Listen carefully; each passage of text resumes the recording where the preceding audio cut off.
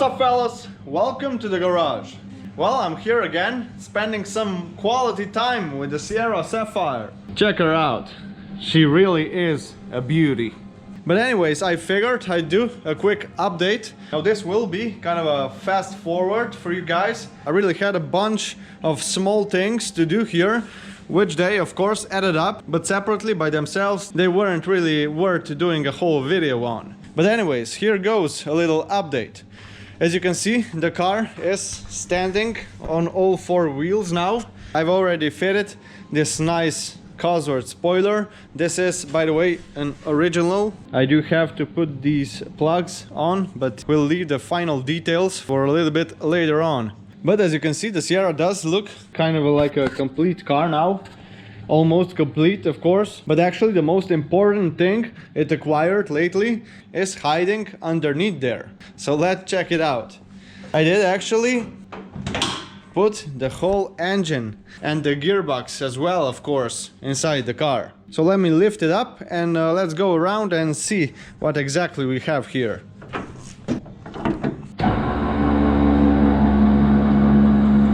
First, we can take a quick look at the engine here. As you can see, I've fitted this good old Cologne 2.9 liter engine, and it is equipped with the 4x4 gearbox, as you probably know by now. Also, I fitted this Visco ventilator here, which I will be using on this one. I will give it a shot and yeah, actually use this kind of old school one instead of electrical fans right here. And here's how the whole drivetrain looks from underneath.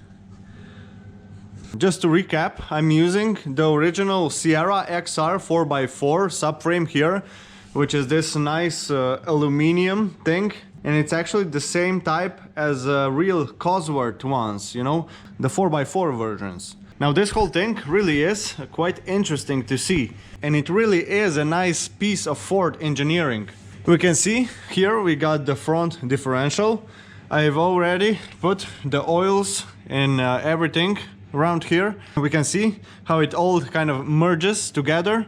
This is the 4x4 transmission, and this here of course is the prop shaft for the front wheel drive. Now, very typical for this type of Ford 4x4 transmission is that it separates, or rather transfers, 2/3 of the power in the back and 1/3 of the power to the front wheels. And actually, of course, if we turn this, both wheels are actually spinning. Now don't be mistaken, I'm using an original open diff here.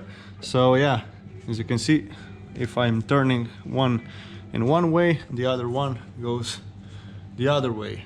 But I do have an LSD differential in the back. So that's that. In the back, we've already taken a look at the rear subframe. I'm using a new drive shaft here just to test it out. I got them quite cheap, so I bought a couple of them. I guess these are going obsolete, so yeah, it's a good thing to keep a couple of them in stock, right? Another thing you might have noticed is I've put also the fuel tank on, and also the fuel pump and the fuel filter. Actually, I've done pretty much the whole fuel system from scratch. I've used a new pump, also of course a new fuel filter that I got here, and this bracket is of a Sierra XR 4x4. Also notice that this fuel tank doesn't have the fuel outlet right here, like the original Cosworth fuel tanks. This one originally came with the fuel pump inside the fuel tank. So I'm actually using the inside swirl pot kind of thing, and just taking the fuel from the bottom of the fuel tank right here. So the fuel goes right up there, and here you can see this is my inlet pipe for the fuel pump. Then of course it goes through the fuel filter and then to the engine. Also, you can see I've made custom fuel lines here, and that's because originally they come fitted on this side of the car. With my plans to put a turbo on the right side of the engine right there, a big turbo that is, I wanted to get rid of the fuel lines going just by the turbo, so there was no other option to make new ones to go along the left side of the car. I like this solution also because that way I got all the pipes here, you know, in one line. And I will be actually able to just make one single cover to go over here just to protect them from getting damaged. Returning back here to the engine, you can see I've already fitted the starter motor. Now I had some problems with the starter motor, actually not actually problems but realizations. And that is that the two-wheel drive starter motors are actually a bit longer, like this. And they actually hit this, you know, this shaft for the front wheel drive here. So I had to use the 4x4 one. Also, you can see I got no brakes at the time.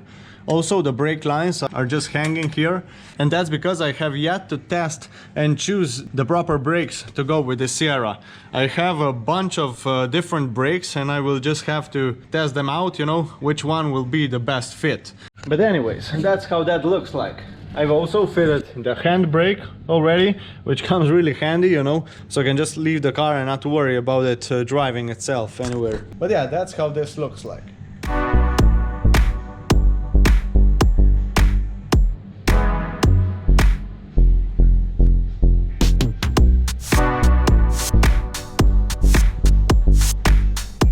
A couple of words about the engine itself. We're using the original, pretty much fully original Ford Cologne 2.9 liter engine. This one has been totally refreshed. It has got all new bearings, slightly ported heads, the cylinders have been honed, and the piston rings have been set to a slightly larger tolerances. But not much had to be done because these actually came with quite large tolerances from factory. Right here you can see where the fuel lines come out. And I just routed them back here, you know, kind of safely away from the engine and the exhaust manifold. And they come just right here in between to the fuel rail right here. Alright, so that's gonna be it for this quick little update. Now they say it's gonna snow just any time now. And in order for us to go for a test drive, we need to sort out at least 3 more things. And that are: we need to get ourselves some interior. At least some seats would be nice, right? You can see I've already put the dashboard in. This is totally fixed and everything else, but we do need some seats inside the car, you know, in order to drive it. The next thing we need is a working engine, of course. And to achieve that, we do need some wiring, you know, to get this baby running. I've already started with the wiring loom, but we'll save the details for another video. And last but not least, we should make the brakes work, right? So that's it. Now I'm going back to work. Of course, if you like this kind of content and are interested in this project and all the other projects we have here, make sure to like and subscribe for more, and I'll see you in the next one. Be good!